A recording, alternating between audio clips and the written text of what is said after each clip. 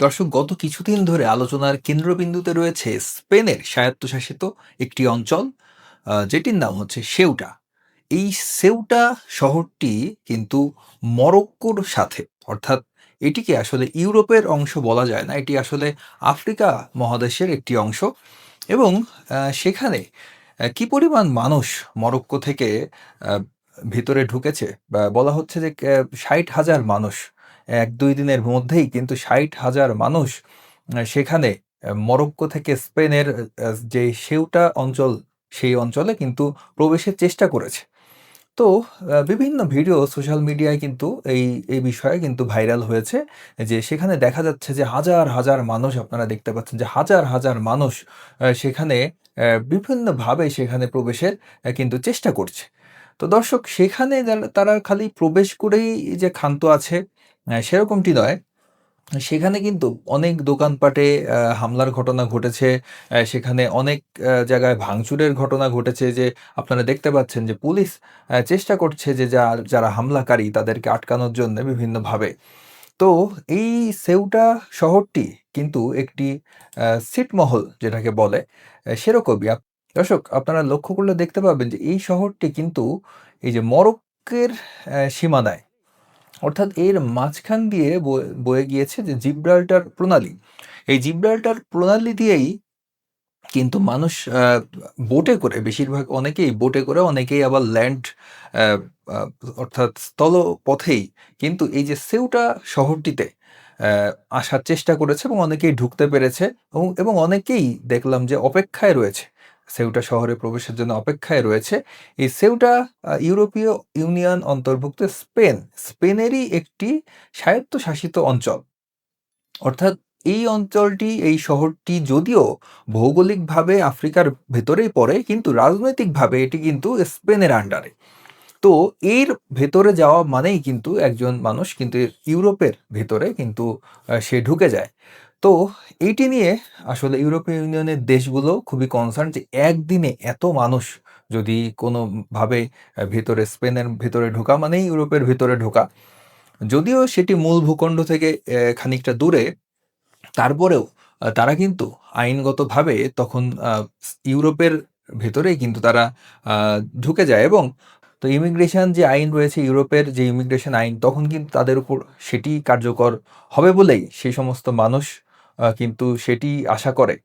তো আ সেখানে ঢুকে তারা কি, কি করেছে চলুন ভিডিওতে দেখা যাক। যে বিভিন্ন জায়গায় ভাঙচুর হয়েছে, লন্ডভন্ড করা হয়েছে। আপনারা দেখতে পাচ্ছেন যে এভাবেই কিন্তু বহু জায়গায় আক্রমণ এবং হামলার ঘটনা কিন্তু এই ২-১ দিনের ভেতরেই ঘটেছে। আপনারা দেখতে পাচ্ছেন যে বিভিন্ন জায়গা থেকে, মরক্কোর থেকে আরকি, বিভিন্নভাবে মানুষ এভাবেই লাইনবদ্ধ, সারিবদ্ধভাবে কিন্তু সেউটা অঞ্চলে কিন্তু প্রবেশ করেছিল।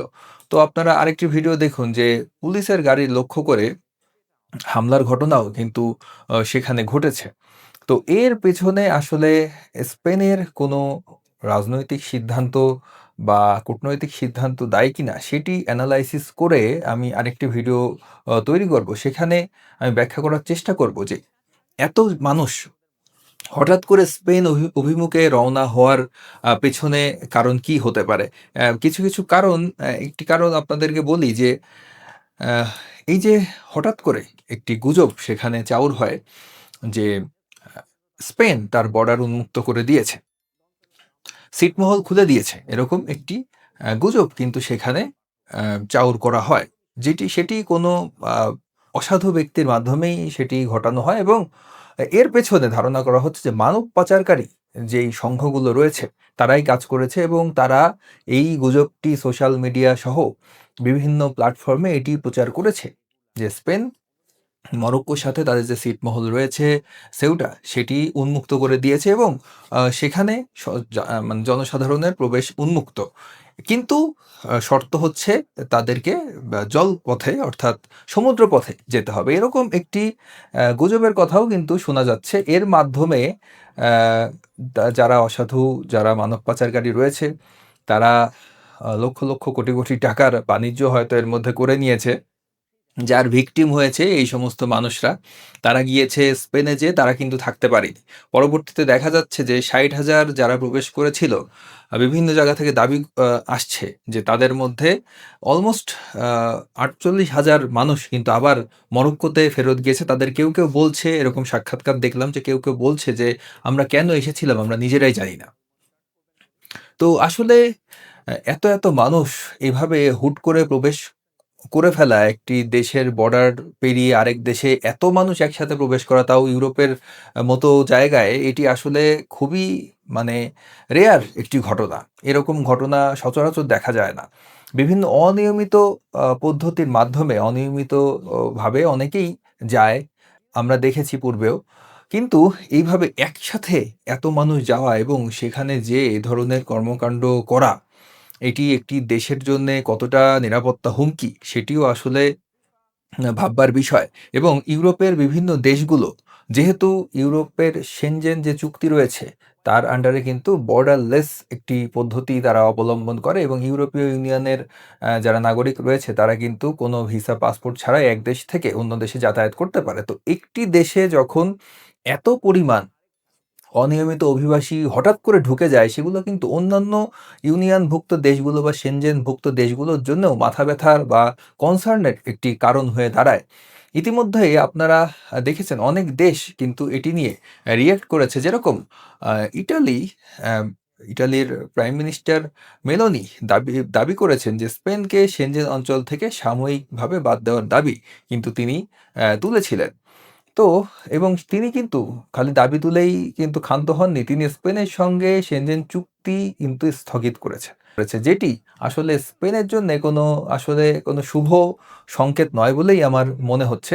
তো দেখুন, এভাবে বিভিন্নভাবে কেউ কাঁটাতার ডিঙিয়ে, কেউ দেখছি যে বর্ডারের গেট ভেঙে চুরে ভেতরে ঢুকে যাওয়ার চেষ্টা করছে।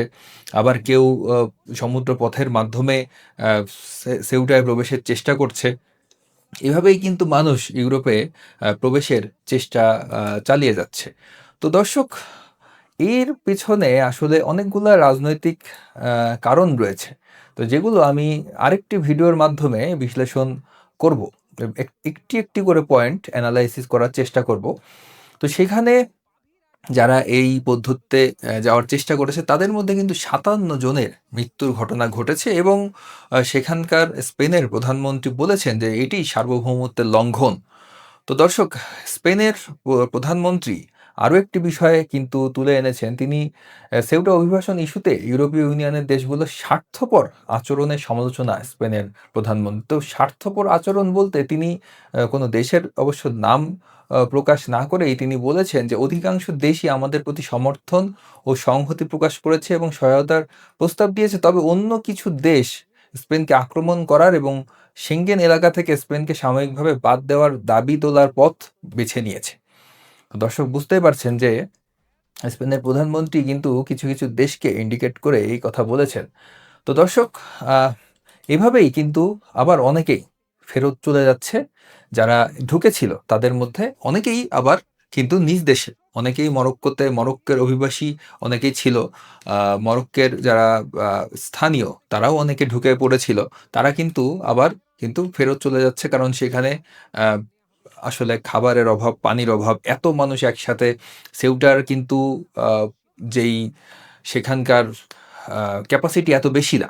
এত মানুষকে একই সাথে থাকতে দেওয়া, তাদের খাবারের ব্যবস্থা করা, পানির ব্যবস্থা করা, এটি আসলে সেখানকার যে প্রশাসন রয়েছে তাদের পক্ষে একেবারে অসম্ভব হয়ে দাঁড়াচ্ছে। যদিও অনেক ভলান্টিয়ার, অনেক এনজিও, অনেক সংগঠন এগিয়ে গিয়েছে সেখানকার মানবিক পরিস্থিতি বিবেচনা করে এই ক্রাইসিসের কারণে, কিন্তু তারপরেও কিন্তু মানে সংকট নিরসন হচ্ছে না। তো দর্শক, এভাবে হঠাৎ করে এই এত পরিমাণ অভিবাসী একটি দেশে ঢুকে যাওয়া, সেটিকে আসলে আপনারা কিভাবে দেখছেন? এবং এইটি কি স্পেনের জন্যে মানে কেমন ফল বয়ে নিয়ে আসবে বলে আপনারা মনে করছেন? আপনাদেরকে আমি অনেকগুলো ক্লিপ দেখালাম যেখানে দেখা যাচ্ছে যে তারা পুলিশের গাড়ি লক্ষ্য করে ঢিল ছুড়ছে, আবার কোথাও দেখা যাচ্ছে যে তারা ভাঙচুর চালাচ্ছে, কোথাও দেখা যাচ্ছে যে তারা দোকানপাট লুটপাট করছে, সুপার শপগুলা লুটপাটের চেষ্টা করছে। তো এরকম ঘটনার সাক্ষী কিন্তু হয়েছে স্পেন এই মাত্র এই ১-২ দিনের ভেতরে। তো দর্শক, এই বিষয়গুলোকে আপনারা কে কিভাবে দেখছেন? আপনাদের মতামত আমার জন্যে অত্যন্ত গুরুত্বপূর্ণ এবং প্রয়োজনীয়। তো আপনারা জানাবেন এবং আমি আরেকটি ভিডিও এর পরপরই আরেকটি ভিডিও মানে তৈরি করব, যেখানে ব্যাখ্যা করার চেষ্টা করব যে স্পেনের এই বর্তমান যে সংকটটি তৈরি হয়েছে, এর জন্য আসলে কোন ফ্যাক্টর দায়ী? অর্থাৎ স্পেনের কিছু রাজনৈতিক সিদ্ধান্ত বা কূটনৈতিক সিদ্ধান্তই কি এরকম সংকট তৈরির জন্য দায়ী কিনা? সেগুলো আমি ব্যাখ্যা করার চেষ্টা করব আরেকটি ভিডিওর মাধ্যমে। সেই পর্যন্ত সবাই ভালো থাকুন, সুস্থ থাকুন, সাবধানে থাকুন। ভিডিওটি দেখার জন্য ধন্যবাদ। ভিডিওটি ভালো লাগলে লাইক করুন, কমেন্ট করুন, শেয়ার করুন, চ্যানেলটিকে সাবস্ক্রাইব করুন। সকলকে ধন্যবাদ।